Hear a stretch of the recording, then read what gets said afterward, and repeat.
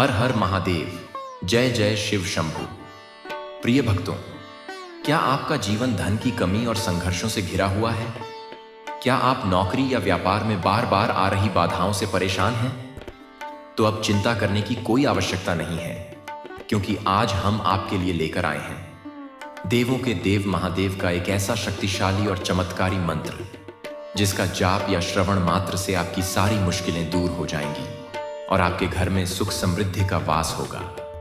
यह मंत्र सिर्फ आज का नहीं है, बल्कि इसकी उत्पत्ति स्वयं महादेव ने की थी। पौराणिक कथाओं के अनुसार सबसे पहले भगवान शिव ने अपने 5 मुखों से नमः शिवाय मंत्र का उच्चारण किया था और इसे भगवान ब्रह्मा को प्रदान किया था। एक अन्य कथा के अनुसार सर्वप्रथम इस मंत्र का जाप भगवान विष्णु ने किया था। उन्होंने इस मंत्र का जाप कर महादेव की घोर तपस्या की, जिससे प्रसन्न होकर भगवान शिव ने उन्हें सृष्टि का पालनहार बनने का वरदान दिया। इस प्रकार यह मंत्र न केवल मोक्ष का मार्ग दिखाता है, बल्कि सांसारिक सुख और सफलता भी प्रदान करता है। भगवान भोलेनाथ, जिन्हें त्रिलोकीनाथ, नीलकंठ और भोले बाबा जैसे अनगिनत नामों से पुकारा जाता है, वे अपनी दया और करुणा के लिए जाने जाते हैं। वे सृष्टि के पालक भी हैं और संहारक भी। उनके एक नाम से ही भक्तों के सारे पाप और कष्ट दूर हो जाते हैं। उनकी शक्ति असीम है और उनका आशीर्वाद पाने वाला व्यक्ति हर संकट से आसानी से निकल जाता है। यह मंत्र सिर्फ धन दौलत पाने का जरिया नहीं है, बल्कि यह आपकी आत्मा को शुद्ध करता है, आपके मन को शांति देता है और आपको जीवन की सही दिशा दिखाता है। जब आप सच्चे मन से भगवान शिव का ध्यान करते हैं, तो वे आपकी हर पुकार सुनते हैं। उनका आशीर्वाद उन पर होता है जो श्रद्धा और भक्ति से उनका स्मरण करते हैं। तो आइए पूरी श्रद्धा और भक्ति के साथ इस दिव्य और शक्तिशाली मंत्र का 108 बार जाप करें। इस जाप से आपके जीवन में सकारात्मकता आएगी, सभी कष्टों का नाश होगा और महादेव की कृपा से आपका जीवन खुशियों और धन धान्य से भर जाएगा।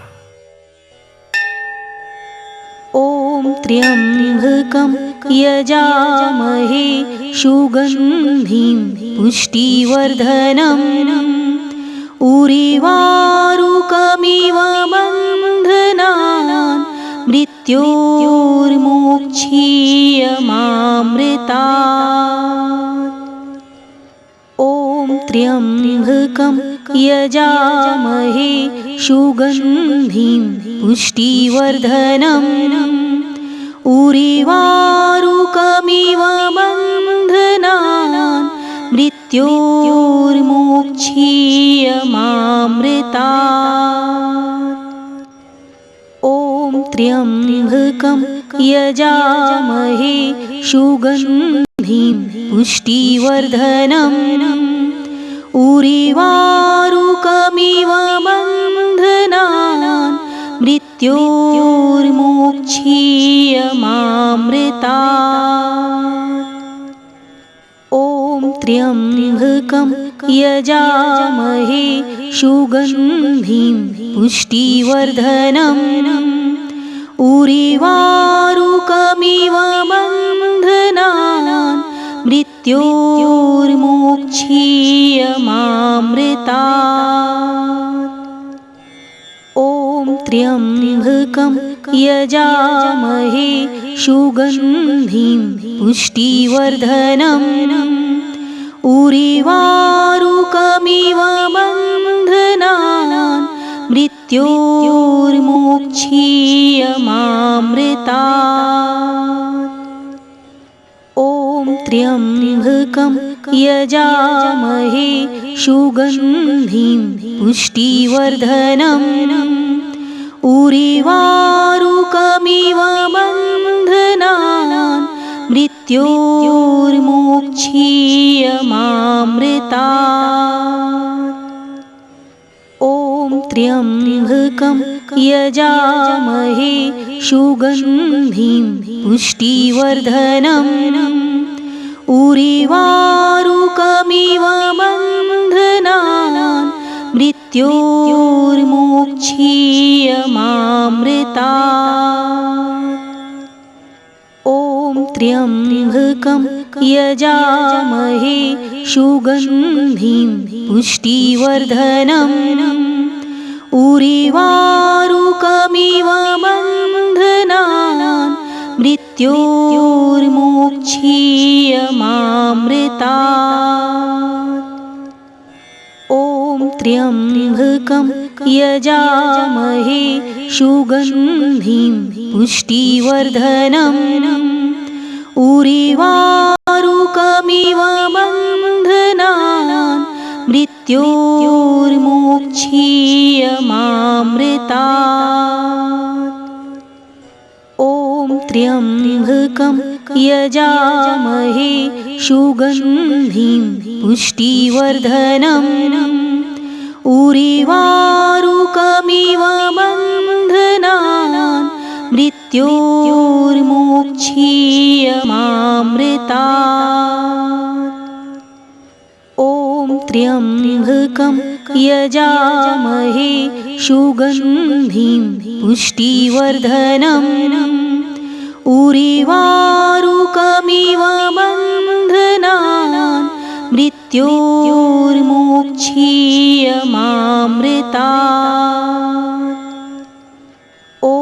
त्र्यम्बकं यजामहे सुगन्धिं पुष्टिवर्धनम् उर्वारुकमिव बन्धनान् मृत्योर्मोक्षीयमामृतात्। त्र्यम्बकं यजामहे सुगन्धिं पुष्टिवर्धनम् उर्वारुकमिव बन्धनान् मृत्योर्मोक्षीयमामृतात्। त्र्यम्बकं यजामहे सुगन्धिं पुष्टिवर्धनम् उर्वारुकमिव बन्धनान् मृत्योर्मोक्षीयमामृतात्। त्र्यम्बकं यजामहे सुगन्धिं पुष्टिवर्धनम् उर्वारुकमिव बन्धनान् मृत्योर्मोक्षीयमामृतात्। त्र्यम्बकं यजामहे सुगन्धिं पुष्टिवर्धनम् उर्वारुकमिव बन्धनान् मृत्योर्मोक्षीयमामृतात्। त्र्यम्बकं यजामहे सुगन्धिं पुष्टिवर्धनम् उर्वारुकमिव बन्धनान् मृत्योर्मोक्षीयमामृतात्। त्र्यम्बकं यजामहे सुगन्धिं पुष्टिवर्धनम् उर्वारुकमिव बन्धनान् मृत्योर्मोक्षीयमामृतात्। त्र्यम्बकं यजामहे सुगन्धिं पुष्टिवर्धनम् उर्वारुकमिव बन्धनान् मृत्योर्मोक्षीयमामृतात्। त्र्यम्बकं यजामहे सुगन्धिं पुष्टिवर्धनम् उर्वारुकमिव बन्धनान् मृत्योर्मोक्षीयमामृतात्। त्र्यम्बकं यजामहे सुगन्धिं पुष्टिवर्धनम् उर्वारुकमिव बन्धनान् मृत्योर्मोक्षीयमामृतात्। मृत्योर्मोक्षीयमामृतात्।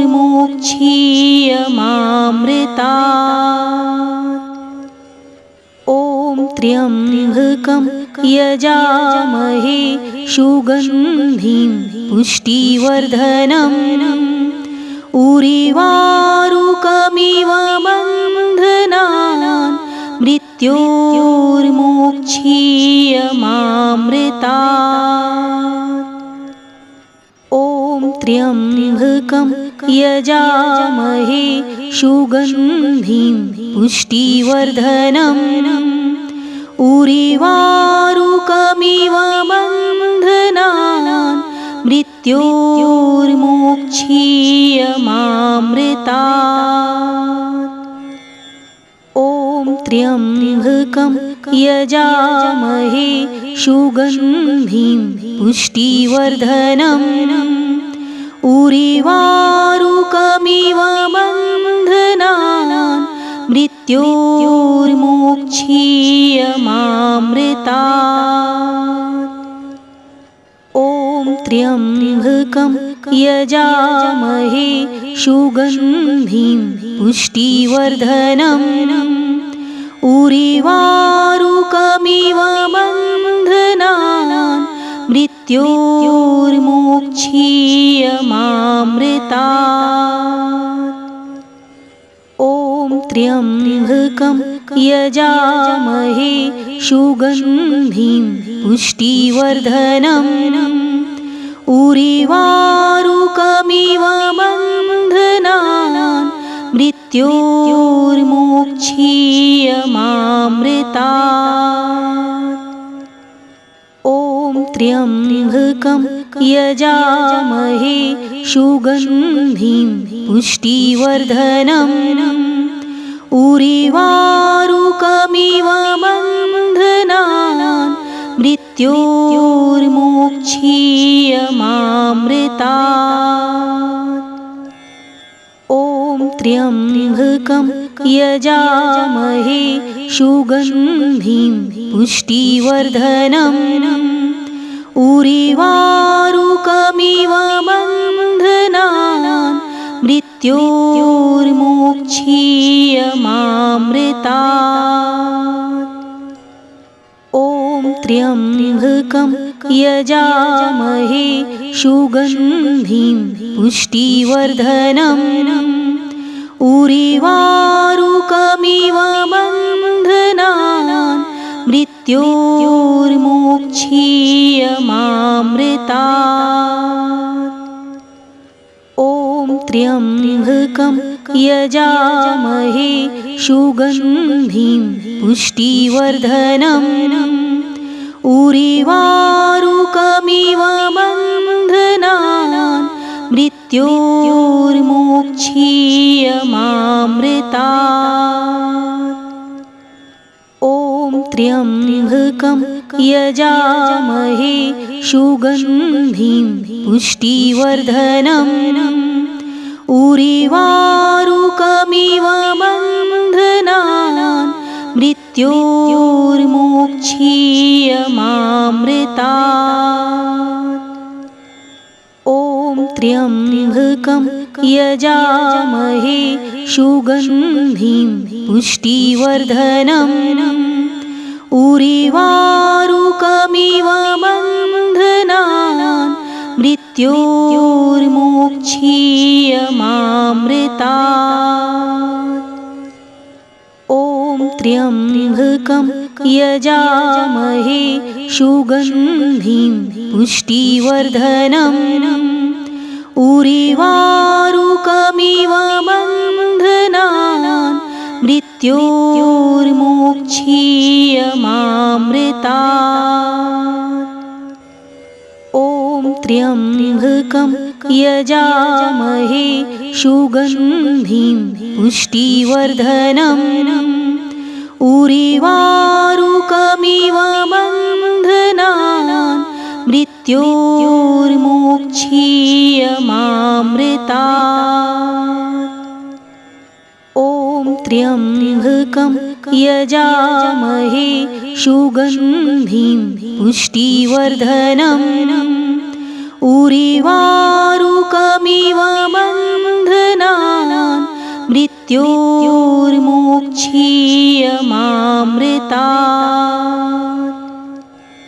ॐ त्र्यम्बकं यजामहे सुगन्धिं पुष्टिवर्धनम् उरिवारुकमिव बन्धनान् मृत्योर्मोक्षीयमामृतात्।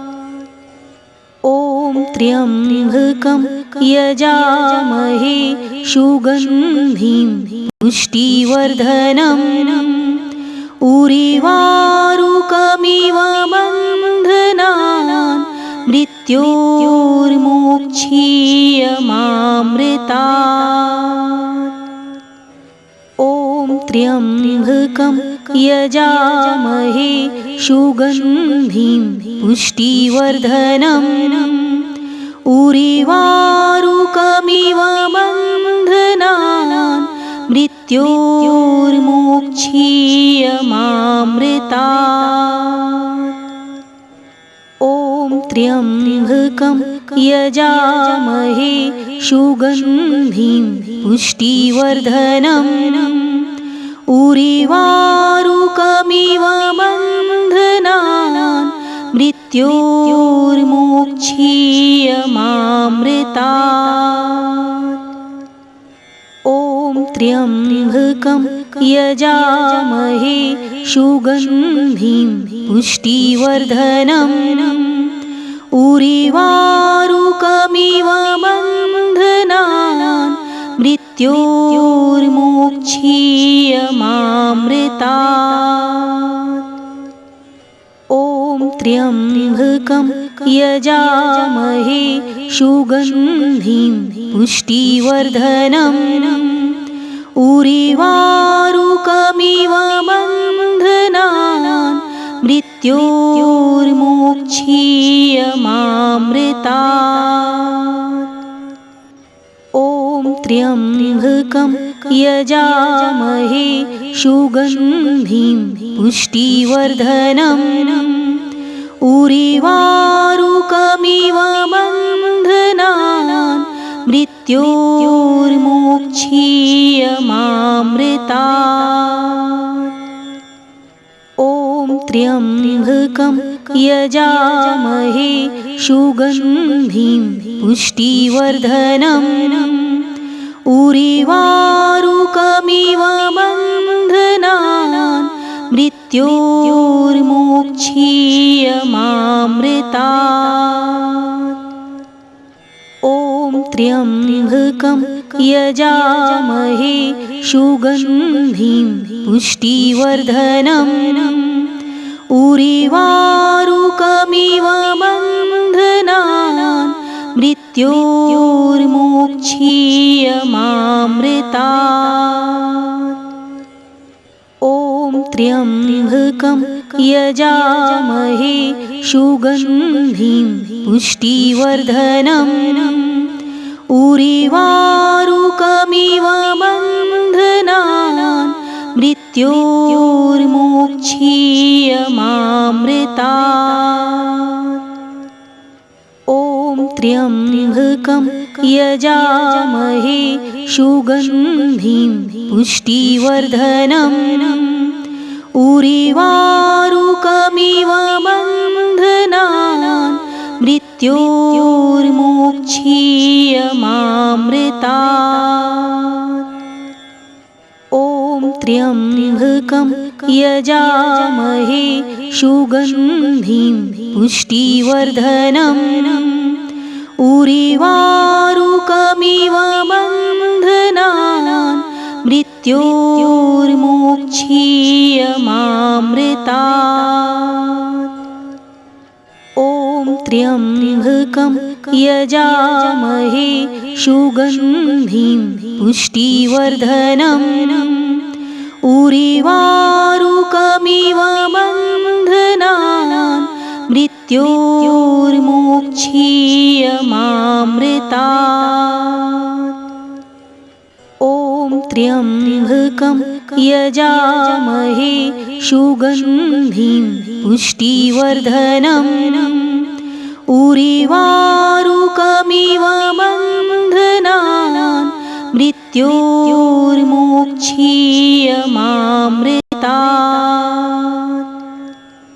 ॐ त्र्यम्बकं यजामहे सुगन्धिं पुष्टिवर्धनम् उर्वारुकमिव बन्धनान् मृत्योर्मोक्षीयमामृतात्।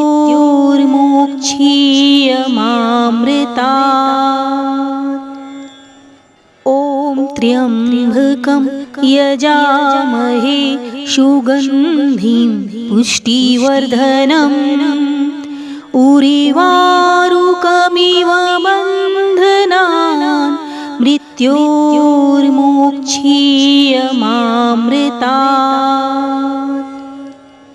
ॐ त्र्यम्बकं यजामहे सुगन्धिं पुष्टिवर्धनम् उर्वारुकमिव बन्धनान् मृत्योर्मोक्षीयमामृतात्।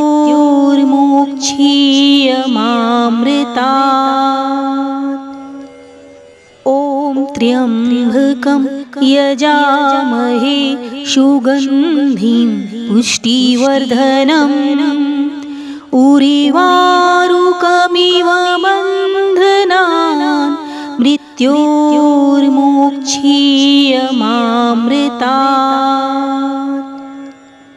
ॐ त्र्यम्बकं यजामहे सुगन्धिं पुष्टिवर्धनम् उर्वारुकमिव